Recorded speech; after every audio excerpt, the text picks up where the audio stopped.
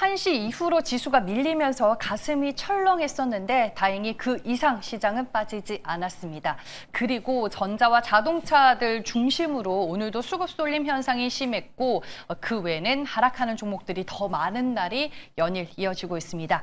그 안에서 우리는 또 다른 모멘텀을 찾아보겠습니다. 내일을 위한 전략, 매일경제TV 김민성 주머니 매니저와 세워보겠습니다. 안녕하세요. 네, 안녕하십니까. 네, 매니저님은 오늘 시장 어떻게 보셨을까요? 사실 어제 저희가 얘기했던 게 이제 반도체 투톱이 워낙 강하게 시세를 보여주고 있다 보니까 조만간 조정이 올 수가 있다 말씀을 드렸는데 오늘 바로 나타난 것 같습니다. 그래서 실적 발표가 나타나기 전에 잠정 실적 발표가 나타나기 전에 먼저 반등이 나온다라고 하면은 오히려 그게 또 세론에 대한 역화가 되면서 수급이 좀 딴 데로 풀리고 다른 반등이 나올 수 있는 요소가 될 거라고 말씀을 드렸는데 그게 좀 하루 빨리 나타났다라 좀 보고 있습니다. 그래서 이제 삼성전자 잠정 실적 발표 이후에 대한 방향성을 좀 보기 위해서 이제 차익 매물이 좀 쏟아지고 눈치 보는 장세가 만들어지고 있는데 그럼에도 시장을 개별 종목으로 보시게 된다라고 하면 올라간 종목들도 굉장히 많기 때문에 수급이나 유동성 자체는 무너지지 않고 이제 흐름을 눈치 보고 있고 또 다음 스텝을 준비하고 있는 구간이라고 보시면 좋을 것 같습니다. 네, 내일이 진짜 중요한 날이 아닐까 싶습니다. 종목 리뷰도 해봐야 될 텐데 먼저 올렉스입니다.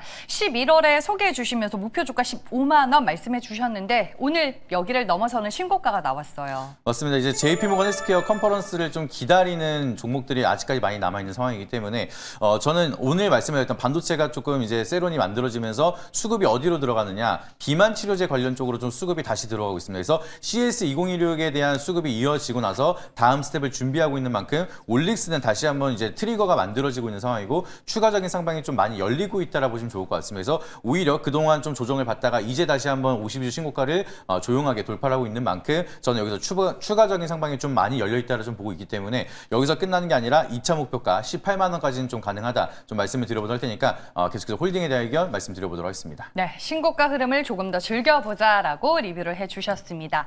12월 4일에는 현대모비스를 신고가에서 소개해 주셨거든요. 그때 신고가는 신고가도 아니었네요. 오늘 주가 보니까. 맞습니다. 이제 현대모비스도 그렇고 이제 현대차도 그렇고 현대오토에버도 그렇고 오늘 시세가 굉장히 많이 분출했는데 제가 그때 당시도 말씀을 드렸던 게 현대차 그룹사는 전반적으로 여전히 저평가를 받고 있기 때문에 딱히 걱정하지 않으셔도 된다라고 말씀을 드렸습니다. 그래서 오늘도 자율주행에 대한 모멘텀 기대감이 커지다 보니까 현대모비스도 빼놓지 않고 이제 반등이 나오고 있는 모습인데 마찬가지로 52주 신고가를 달성을 했습니다. 그렇기 때문에 다시 한번 상방에 대한 룸이 열리는 초입 구간이라 보시면 좋을 것 같고요. 이미 보유하고 계신 분들은 아직까지 좀 상방이 많이 남아있다 보니까 저는 추가적으로 50만 원까지도 가능하다 좀 바라보고 있어서 좀 더 여유 있게 홀딩하자는 말씀드리도록 하겠고요. 다만 아직까지 좀 홀딩을 이제 매수 안 하신 분들은 추격 매수는 좀 자제하자는 점 말씀드려보도록 하겠습니다. 네, 알겠습니다. 종목까지 리뷰를 해봤습니다.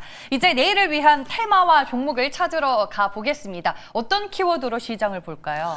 일단은 이 눈치 보는 장세가 내일도 조금 이어지지 않을까 생각을 하고 있어서 이제 말 그대로 내일의 테마니까 내일 우리가 봐야 되는 거는 좀 개별 테마를 한번 체크해 드려보도록 하겠습니다. 여기에 해당되는 첫 번째 테마는 뭘까요? 오늘도 좀 핫하게 움직였었던 섹터를 빼놓지 않고 이제 내일도 기대감이 커질 수가 있다 보니까 오늘 첫 번째로 볼 테마는 자율주행 테마 한번 체크해 드려보도록 하겠습니다. 네, 자율주행 쪽에서 엔비디아가 또 불을 지폈습니다. 이슈 먼저 체크해 볼게요. 네, 결국에는 시장을 움직이는 건 깐부가 아닌가 싶습니다. 그래서 네. 젠스당이 또 한 번 키워드를 만들면서 기대감이 커지고 있는 상황인데 엔비디아의 첫 자율주행 차량이 도로에 나온다 이런 얘기가 만들어지면서 영상까지 공개를 했습니다. 그래서 엄청나게 뭐 특출난 기술을 보여줬다라기보다는 새롭게 이제 엔비디아도 자율주행에 대한 멀티플을 키워 나가고 있기 때문에 전 세계적으로 경쟁이 가속화가 되고 있다는 게 좀 상승에 대한 트리거가 되고 있다는 점 보시면 좋을 것 같고요. 그리고 정의선 회장이랑 젠스당 이제 회장이랑 비공개 회동을 한다라는 소식이 만들어지면서 또 한 번의 기대감이 또 만들어지고 있는 상황입니다. 그래서 자율주행에 대한 파트너십에 주목을 또 하고 있는 상황이고 이 소식이 만들어지면서 자율주행뿐만 아니라 로봇에 대한 멀티플도 기대감이 커지고 있는 만큼 이제 전 세계적으로 경쟁이 가속화가 되고 있는 자율주행은 쉽게 끝나지 않고 추가적인 상방이 남아있다는 점도 참고해 보시길 바라도록 하겠습니다. 네, 이미 이쪽은 테슬라가 좀 주도를 하고 있기는 한데 얼마나 산업이 커질지 무궁무진합니다. 장점이어서 체크해 볼게요. 네, 지금 국가 단위에 대한 경쟁이 이어지고 있는 상황이고 이번에 좀 좋은 트리거가 되고 있는 상황입니다. 현대차에서 주도를 하면서 계속 경쟁에 대한 멀티플이 커지고 있고 로봇 같은 경우에도 실제로 보스턴 다이내믹스에 대한 테슬라의 입지가 뭐 줄어들고 있다 이런 소식이 만들어질 정도로 한국에 대한 기술력 기대감이 커지고 있습니다. 그래서 이 흐름이 이어진다라고 하면은 정부에서도 수혜 정책이 같이 이어질 수가 있다 보니까 상승에 대한 트리거가 계속 장기 지속적으로 이어질 수가 있다라고 하면은 추가적인 상방이 오랜 기간 올라갈 수가 있다라는 게 가장 커다란 장점이라 보시면 좋을 것 같고요. 그리고 이제 자율주행에 대한 이제 소프트웨어라든지 부품이 개발이 된다라고 하면은 단순하게 차량으로만 들어가는 게 아니라 로봇이나 물류 로봇 그리고 로봇택시, 스마트 시티 쪽으로도 확장이 좀 크게 이어질 수가 있습니다. 그렇다 보니까 이 산업에 대한 파이가 앞으로 더 커지게 된다라고 하면은 지금보다도 더 높은 밸류에이션을 시장에서 평가가 받을 수가 있다 보니까 우리가 생각하는 것 이상으로 좀 멀티플이 커지고 있다는 점이 가장 커다란 장점이라는 점 참고해 보시길 바라도록 하겠습니다. 네, 이미 일부 종목들은 좀 많이 오르지 않았나 이런 생각도 들거든요. 단점으로 뭘 유념해야 될까요? 아무래도 이제 좀 선반영으로 이어지고 있는 기업 같은 경우에는 밸류에이션이 좀 부담스러울 수가 있습니다. 그래서 방금 말씀을 드렸던 것처럼 현대 오토웨버 같은 경우 오늘 좀 시세가 많이 분출이 됐습니다. 그래서 아무리 좋은 기업이라도 단발적으로 좀 계속해서 많이 상승을 한다라고 하면은 쉬어가는 구간이 있을 수가 있다 보니까 여기에 대한 좀 리스크 부담이 만들어지고 이제 세론이 만들어질 수가 있다는 점도 참고해 보시길 바라도록 하겠고요. 그리고 이제 기술은 빠르지만 저번에도 말씀드렸던 것처럼 규제를 완화를 시켜야 되는 그런 부분이 아직까지 많이 남아 있습니다. 그래서 기술은 빠르게 발전이 되고 있지만 상용화에 대한 시기는 딜레이가 된다라고 하면은 시장에서는 세론이 만들어질 수가 있다 보니까 그 부분도 한번 참고해 보시길 바라도록 하겠습니다.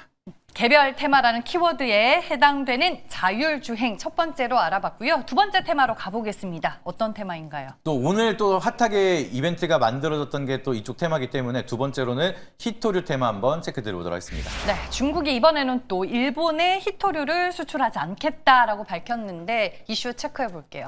네, 지금 이제 이재명 대통령이 이제 중국에 대한 시진핑 주석이랑 얘기를 하고 있는 와중에 갑작스럽게 또 소식이 만들어졌습니다.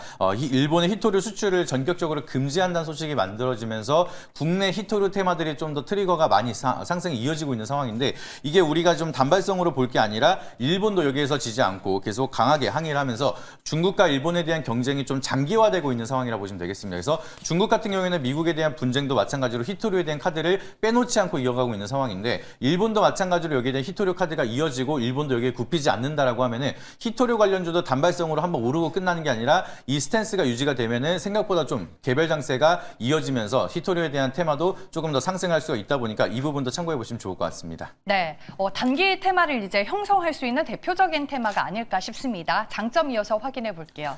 가장 커다란 장점은 히토류는 중국이 움직인다에 대한 트리거가 굉장히 강력하다라는 게 가장 중요한 것 같습니다. 그래서 이제 중국에 대한 좀 이런 이벤트가 만들어지면 만들어질수록 한국 정부 같은 경우에도 히토류에 대한 규제 대상이 한국이 될 수가 있다 보니까 여기에 대한 의존도를 낮춰야 된다라는 정책이 쏟아질 수밖에 없습니다. 그래서 이제 중국에 대한 움직임이 만들어질 때마다 중국에 대한 의존도를 낮출 수 있는 정책이 만들어지면 여기에 반사적인 수혜를 받을 수 있는 기업들은 또 상승에 대한 트리거가 강하게 이어질 수가 있다 보니까 그 부분이 가장 커다란 장점이라고 보시면 좋을 것 같고요. 그리고 중국에서는 히토류에 대한 카드를 워낙 강력하게 가지고 있다 보니까 이 이벤트가 만들어지기만 하더라도 상승으로 좀 폭발적인 상승 테마가 만들어지는 게 변동성이 크긴 하지만 기대 수익률을 좀 빠르게 가져갈 수가 있는 가장 커다란 장점이니까 그 부분도 참고해 보시길 바라도록 하겠습니다. 제가 알기로는 실질적인 수혜를 입을 수 있는 기업이 뭐 한두 개 정도밖에 안 되는 걸로 알고 있거든요. 맞습니다. 사실상 이제 테마적으로 움직이기는 하는 건데 이제 히토류를 가공하거나 그걸 통해서 이제 판매를 하거나 유통을 하거나 이런 기업들은 있다 하지만 이제 히토류를 직접적으로 채굴하거나 하는 기업은 거의 없기 때문에 말 그대로 테마적인 트레이딩 관점으로 우리가 봐야 되는 게 지금 구간의 단점이라 보시면 좋을 것 같습니다. 그래서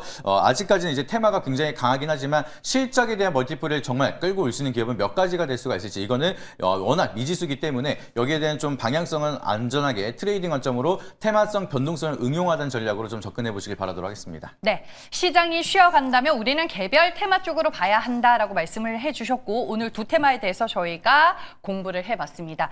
내일 시장을 위해서 어떤 테마로 가볼까요? 아무래도 좀 기대 수익률을 빠르게 가져가는 거는 히토류가 좀 더 퍼포먼스가 강할 것 같긴 한데 워낙 이제 테마적이다 보니까 좀 더 안전하게 오늘은 자율주행을 선택해 보도록 하겠습니다. 네, 핫한 테마로 떠오른 자율주행으로 가보겠습니다. 종목은 어떤 종목이 탑픽이죠? 지금 현대차 쪽에 대한 멀티플은 제가 좀 미리 설명을 드렸기 때문에 오늘은 조금 다르게 스마트 레이더 시스템이라는 종목을 한번 체크 드려보도록 하겠습니다. 네, 이름에 뭐 하는 회사인지 좀 나와 있는데 레이더 만드는 회사인가요? 맞습니다. 이름 그대로 이제 하는 일까지 차량용 레이더를 개발하는 기업이라 보시면 되겠고요. 이게 지금 단순하게 자율주행에 자율주행에 대한 멀티플이 한국에서만 진행이 되고 있는 게 아니라 스마트 레이더 시스템은 글로벌적인 멀티플도 커지고 있다는 게 가장 커다란 장점이라고 보시면 좋을 것 같습니다. 그래서 이제 이 레이더가 자율주행에 대한 상용화가 되면 될수록 이제 눈이 오거나 야간이나 이제 안개가 자욱하거나 이럴 때마다 단순하게 시각적인 요소에만 의존하는 게 아니라 레이더가 필수적으로 필요하기 때문에 스마트 레이더 시스템에 대한 멀티플은 앞으로도 계속해서 커질 수가 있다라고 보시면 좋을 것 같고요. 지금 보시면 레이더 기반 ADAS라는 이제 운전자 보조 시스템 같은 경우에는 유럽이나 미국은 2020년도 이후부터는 의무화가 되고 있는 상황입니다. 그렇기 때문에 해외로 수출하는 자동차 같은 경우에는 레이더가 필수적으로 탑재가 되면서 여기에 대한 운전 보조 장치가 필수적으로 필요하기 때문에 지금 같은 경우에는 수출이 굉장히 잘 되고 있고 그러면은 스마트 레이더에 대한 수주도 더 많이 이어질 수가 있다 보니까 실적에 대한 멀티플이 커질 수가 있는 단계라는 점 참고해 보시길 바라도록 하겠습니다. 네, 스마트 레이더 시스템이 가지고 있는 투자 포인트들 알아봤고요. 가격 전략 이어서 확인해 볼게요. 가격 전략 차트 한번 보여주시게 되면 굉장히 바닥권에 있는 상황입니다. 그렇기 때문에 제가 아까도 말씀드렸던 것처럼 추격 매수보다는 이렇게 바닥에 있는 종목을 접근해보자 이렇게 말씀을 드려보도록 하겠고요. 지금 넥스트레이드로 접근이 안 되기 때문에 내일 시초가로 진입 미리 말씀드려보도록 하겠고요. 여기서 반등이 나온다라고 하면 1차 목표가는 박스권 상단 부근이 1,500원, 손절가 라인 추세 있다라는 8,000원으로 제시드리도록 하겠습니다. 최근에 SOS랩, HL만도 다른 자율주행 관련 종목들이 시세를 낼 때 상대적으로 못 갔다라고 볼 수 있겠습니다. 차트를 보니까 가격 전략 잘 참고해 보시길 바라겠고요. 넥스트 트레이더에서 거래가 되지 않기 때문에 내일 정교장에서 시초가 매매 여러분들께 언급을 드립니다.